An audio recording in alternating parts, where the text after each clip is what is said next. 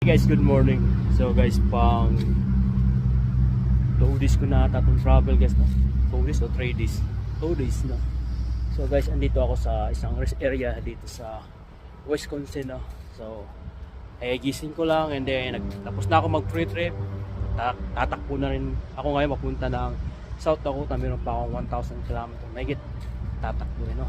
So guys, pakita ko lang sa inyo yung way paano paglagay ng strap sa load ng truck o truck pads. So ito yung parang gulong ng equipment, no, ng pump equipment o parang gulong din ng mga tank, no, gulong din ng bobcat. So ganito ang paglagay guys, 4 na strap sa harapan, 2 sa gitna, then isa sa gilid-gilid na naka-X yan.